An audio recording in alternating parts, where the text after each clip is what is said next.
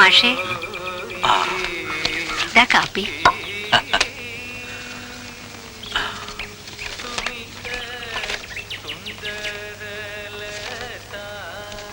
ആ, ദോശ മേശപ്പുറത്ത് മൂടി വെച്ചിട്ടുണ്ട്. തണുക്കുന്നതിന് മുമ്പ് എടുത്ത് കഴിച്ചോളൂ. പിന്നെ കാപ്പി വേണമെന്ന് വെച്ചാ ഫ്ലാസ്കിലുണ്ട്.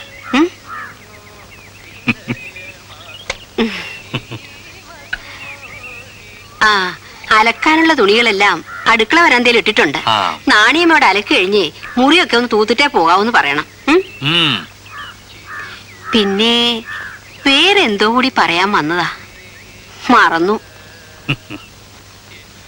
ചോറും കറികളും കാലാക്കി അടുക്കളയിൽ വെച്ചിട്ടുണ്ട്. അതും ഇതും വായിച്ചിരുന്ന് നേരം കളയാണ്ട് മാഷ് സമയത്ത് ആഹാരം കഴിക്കണം. ഊണ് കഴിഞ്ഞാൽ ഗുളിക മറക്കണ്ട. കടുമാങ്ങ അച്ചാറിന്റെ ഭരണി അലമാരിയിലുണ്ട്. ഇതൊക്കെ തന്നെയല്ലേ ഉള്ളൂ. വർത്തമാനം പറഞ്ഞോണ്ട് നിന്നാലേ സമയം പോണതറിയില്ല. ഇപ്പൊ പുറപ്പെട്ടാലേ ബെല്ലടിക്കും മുമ്പ് സ്കൂളിലെത്തും.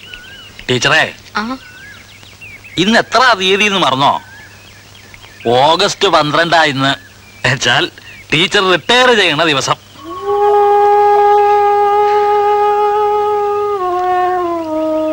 ഇന്നത്തെ ദിവസം 9:30 ബെല്ലടിക്കണതിന് മുമ്പേ ഹാജരൊപ്പിടണമെന്ന് ഒരു നിർബന്ധവുമില്ല. 3:30 മുമ്പ് എപ്പോഴെങ്കിലും ഒന്ന് ചെല്ലുക, ഒരു ഒപ്പിടുക, അത്രേ വേണ്ടൂ. സെന്റ് ഓഫ് മീറ്റിംഗും ഫോട്ടോ എടുപ്പും ഒക്കെ 4 മണിക്ക് ശേഷമേ ഉള്ളൂ.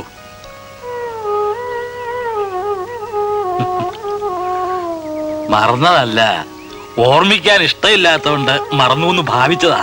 ഇല്ലേ ടീച്ചറേ? 5 കൊല്ലം മുമ്പ് ഇതുപോലൊരു ദിവസം ഞാനും കടന്നതല്ല ഈ കടമ്പ.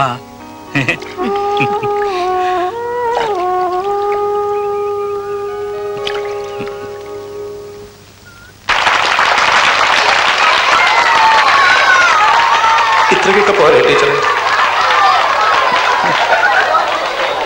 സുഹൃത്തുക്കളെ, ഞാൻ എന്റെ വാക്കുകൾ ദീർഘിപ്പിക്കുന്നില്ല. ഇവിടുത്തെ അധ്യാപകരുടെ പേരിൽ, വിദ്യാർത്ഥികളുടെ പേരിൽ, രക്ഷകർത്താക്കളുടെ പേരിൽ, എന്റെ വ്യക്തിപരമായ പേരിൽ, ഈ നാട്ടുകാരുടെ മുഴുവൻ പേരിൽ സമാരാധിയായ ഈ ശ്രേഷ്ഠ അധ്യാപികയ്ക്ക് ഞാൻ നിറമിഴികളോടെ, തൊഴുകൈകളോടെ യാത്രാമംഗളം ചൊല്ലുന്നു. അവർക്ക് ആയുരാരോഗ്യങ്ങൾ നൽകാനായി ജഗന്യന്താവായ സർവേശ്വരനോട് പ്രാർത്ഥിക്കുന്നു. നമ്മുടെ സ്നേഹവായ്പിന്റെയും കൃതജ്ഞതയുടെയും ഒരു എളിയ സൂചകമായ ഈ ഉപഹാരം നമുക്ക് വേണ്ടി സരസ്വതി ടീച്ചർക്ക് സമർപ്പിക്കുവാൻ ഞാൻ ബഹുമാനപ്പെട്ട ഡിസ്ട്രിക്ട് എഡ്യൂക്കേഷൻ ഓഫീസർ ശ്രീ അവ്യാതരകൻ അവരെ ക്ഷണിച്ചുകൊള്ളുന്നു.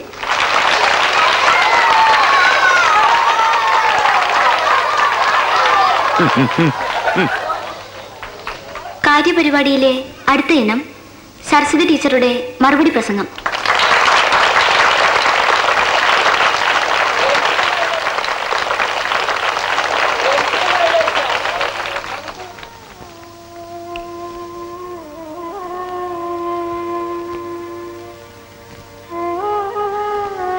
ബഹുമാനപ്പെട്ട DEO, head master, panchayat member Shri Parameswaran Nair അവർ,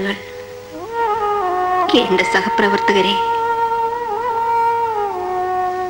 എന്റെ പ്രിയപ്പെട്ട കുഞ്ഞുങ്ങളെ,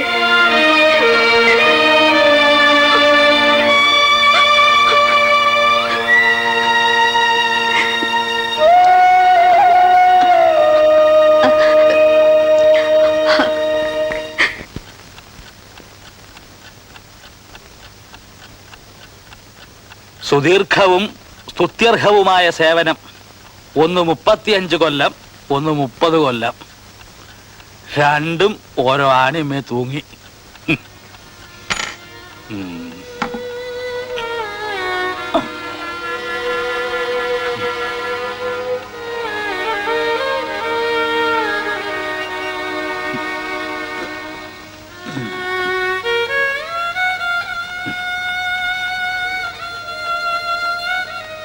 ഇനി ശിഷ്ടകാലം പഴയ ഓർമ്മകൾ വയവിറക്കി ഇങ്ങനെ മുഖത്തോട് മുഖം നോക്കി ഇരുന്ന് കഴിച്ചു കൂട്ടുക തന്നെ.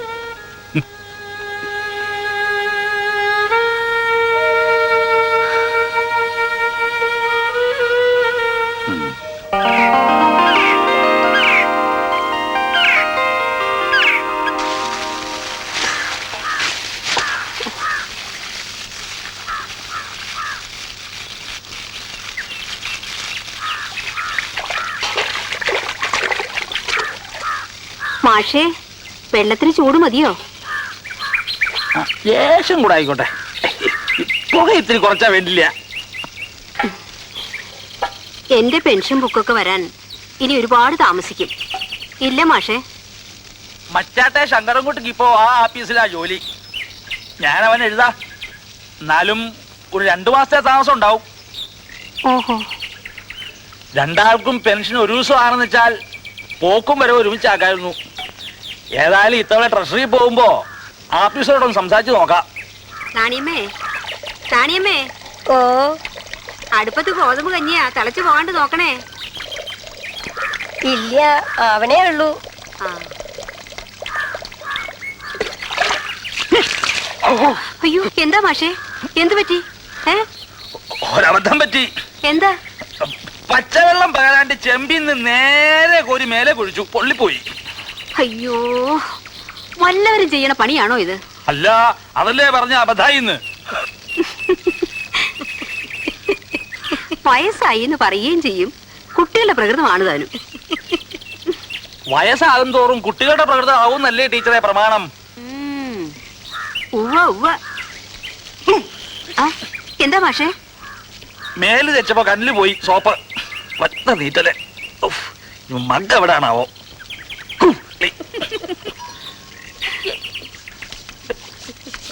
ഇതിലിപ്പോ എന്താ എത്ര ചിരിക്കാനുള്ളത്? അല്ല, ടീച്ചർക്കൊന്ന് പ്രത്യേകിച്ച് വഴിപാടൊന്നും ഇല്ലാലോ. വേഗം തൊഴുതു വന്നൂടെ? ഏതായാലും ദിവസം അമ്പലത്തിന് മുന്നിൽ വരെ മാഷ് എന്റെ കൂടെ വരുന്നുണ്ട്.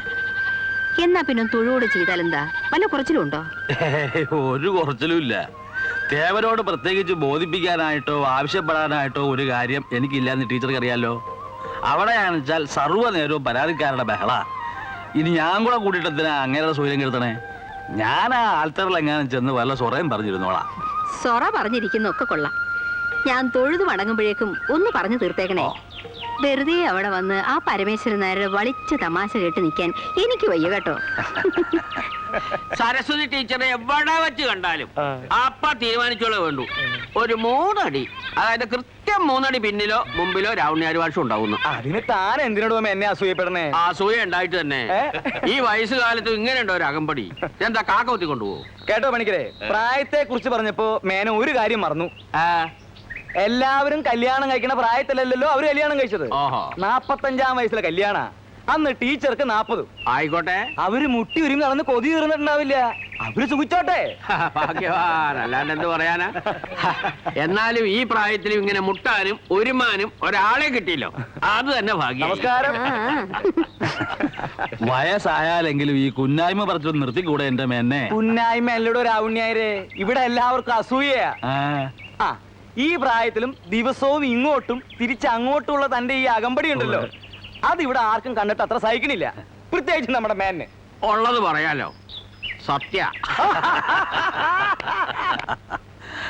ഉണ്ടായിരുന്ന ഒരാളെ കൊല്ലങ്ങൾക്ക് മുമ്പേ സ്വയം പറഞ്ഞേച്ച ആളല്ലേ മേനോൻ. പിന്നെ ഇപ്പൊ അസൂയപ്പെട്ടിട്ടെന്താ കാര്യം?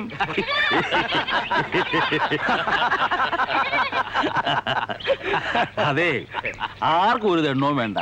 അകമ്പടി തന്നെയാ. ടീച്ചർ എവിടൊക്കെ പോയാലും അവിടൊക്കെ അകമ്പടി ഉണ്ടാവും. അതെ പരമേശ്വരൻ നായരെ, ഞാൻ അകമ്പടി പോണതേ എന്റെ സ്വന്തം ഭാര്യയ്ക്കാ. എടോ രാവുണ്യാരെ, താൻ എന്നെ ഒന്നും കൊണ്ട് വെച്ചുല്ലോ. ഒരാക്ഷേപമില്ല. ഞാൻ പലർക്കും അകമ്പടി പോവാറുണ്ട്. അകമ്പടി മാത്രല്ല എന്ന് വെച്ചോളൂ, അതിന്റെയും കൂടി എന്റെ ഈ ദീർഘായുസ്. അതെ, ഇവിടെ ഇരിക്കുന്ന എല്ലാവരേക്കാളും ഒരു 4-5 വയസ്സ് മൂപ്പെങ്കിലും എനിക്കുണ്ടല്ലോ. അതെന്നെ കണ്ടാ തോന്നുവോ? എന്റെ വർത്താനം കേട്ടാലോ? ഇല്ല. എന്താ കാര്യം? ചിട്ടപ്പടിയുള്ള ജീവിതം. നോക്കിക്കോ, നിങ്ങളുടെ ഓരോരുത്തരുടെയും അസ്ഥി കുടത്തിലാക്കി ഈ പുഴയെ കൊണ്ടുവന്ന് ഒഴുക്കുന്നത് കണ്ടിട്ട് ഈ പരമേശ്വരനാര് പോവും. അതിലാർക്കും ഒരു സംശയവും വേണ്ട. നമുക്ക് കാണാം. ഇങ്ങനെ പറഞ്ഞ പലരുടെയും അടിയന്തരം ഞങ്ങൾ ഉണ്ടതാ.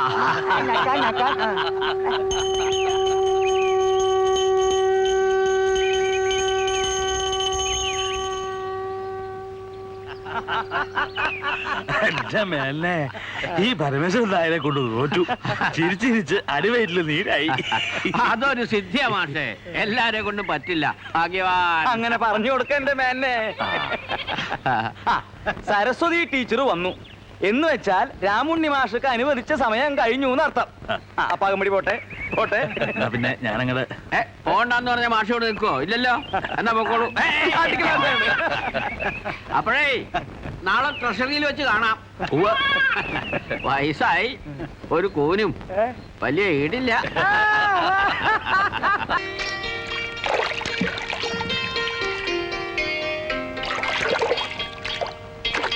അല്ല ഇന്നെന്താ മാഷെ പതിവില്ലാണ്ട് ഒറ്റയ്ക്ക്? ട്രഷറിയിലേക്കാടോ. ആ പെൻഷൻ വാങ്ങാനാവും. ആഹാ. അല്ലാണ്ട് ടീച്ചർ ഇല്ലാതെ നിങ്ങൾ അവിടെ ഒറ്റയ്ക്ക് പോവാറ് പതിവില്ലല്ലോ, അതുകൊണ്ട് ചോദിച്ചതാ. ആ.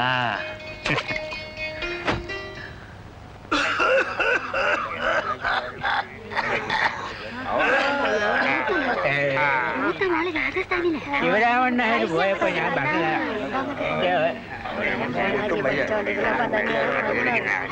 അവന്റെ മോള് പെൻഷൻ കാശ്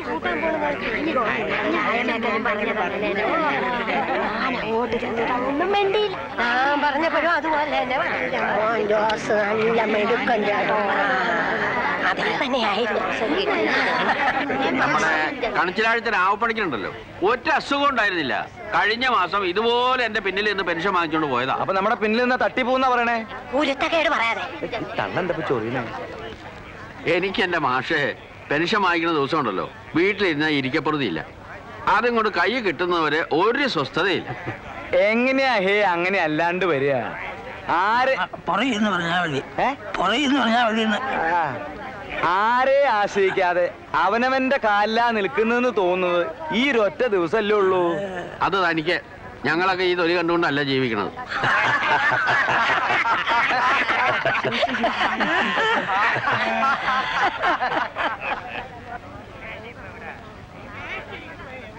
പെൻഷൻ കാശാവുമ്പോ പഴയ നോട്ടായാലും മതിയെന്നായിരിക്കും അല്ലേ? നിങ്ങളും ഒരു ദിവസം ഇവിടെ ക്യൂ നിൽക്കേണ്ട ആളാണെന്നുള്ള കാര്യം മറക്കണ്ട. അല്ല പുത്തനോട്ട് തന്നെ വേണാവോ? തന്നോട് പറഞ്ഞില്ല. ഇങ്ങനെ മാറണ്ട മേന്നെ.